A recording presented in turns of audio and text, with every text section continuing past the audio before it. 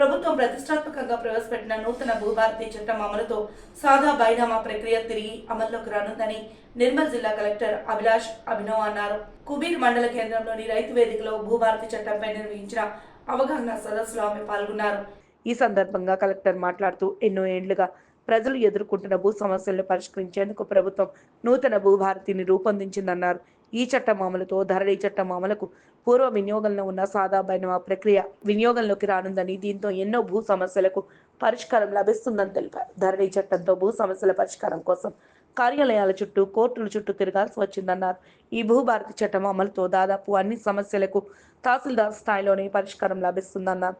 ఈ అవగాహన సదస్సులో అదనపు కలెక్టర్ కిషోర్ కుమార్, మండల ప్రత్యేకాధికారి శంకర్, తహసీల్దార్ శివరాజ్, ఎంపీడీఓ నవనీత అధికారులు, ప్రజలు, సిబ్బంది పాల్గొన్నారు.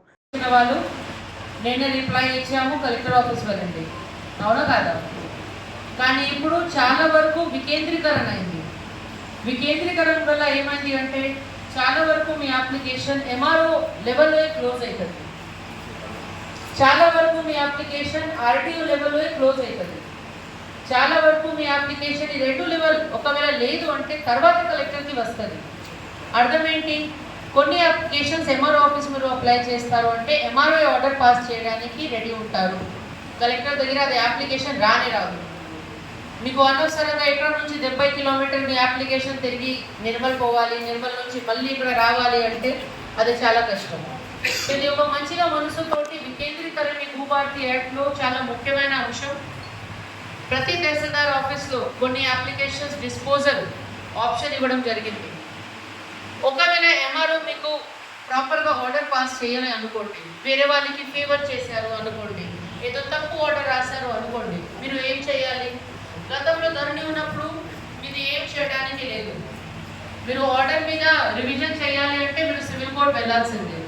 కానీ ఇప్పుడు ఏమైంది అంటే కొత్త భూభారతి యాక్ట్ వచ్చిన తర్వాత అపీల్ వ్యవస్థ వచ్చినాయి. అంటే ఎంఆర్ఓ ఒకవేళ రాంగ్ ఆర్డర్ పాస్ చేశారు, ఆయన ఎంఆర్ఓ రివిజన్ చేయడానికి సిద్ధంగా ఉంటారు. ఒకవేళ ఆర్టీఓ కూడా తప్పు ఆర్డర్ పాస్ చేశారు అనుకోండి, మీరు కలెక్టర్ దగ్గర అపీల్ చేసుకోవచ్చు. కలెక్టర్ దగ్గర కూడా రాంగ్ ఆర్డర్ పాస్ అయింది అనుకోండి, మీరు గతంలో మీరు ఏదో డీటెయిల్స్, మీకు రెవెన్యూ తరఫు నుంచి ఏదో డీటెయిల్స్ కావాలి అంటే మీరు ఖచ్చితంగా ఎంఆర్ఓ ఆఫీస్ రావాలి.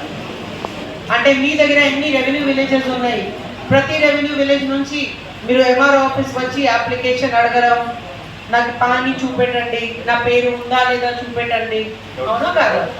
కానీ ఈ మధ్యలో మన కొత్త భూభారతి యాక్ట్లో ఏం వచ్చింది అంటే మనకి గ్రామ్ లెవెల్లో ఒక రెవెన్యూ సిబ్బంది ఏర్పాటు చేయడం జరుగుతుంది. ఇది చాలా ముఖ్యమైన అంశం. ఎందుకంటే ఏమవుతుంది అంటే మీకు గ్రామ పంచాయత్ లెవెల్లో ఒక సిబ్బంది ఉంటే ఆయన దగ్గర అవన్నీ రికార్డ్స్ ఉంటుంది. అండ్ ఇది యాన్యువల్ అయినా మెయింటైన్ చేయాలి. అర్థం ఏంటి? ఆయన సంవత్సరం ఆ రికార్డ్ మెయింటైన్ చేయాలి.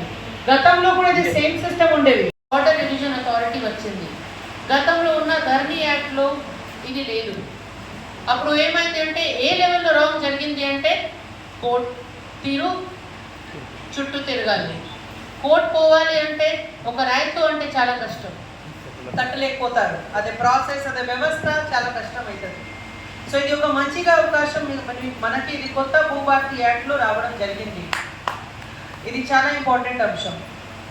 గత ధరణిలో మన సాదా బైనామా అప్లికేషన్ కూడా తీసుకున్న వాళ్ళు అన్ని అప్లికేషన్స్ మనకి ఆన్లైన్ వచ్చింది.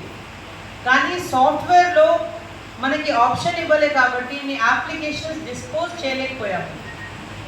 ఇప్పుడు ఈ కొత్త భూభారతి యాక్ట్లో మళ్ళీ సాదా బైనామా ఆప్షన్ ఇస్తున్నారు.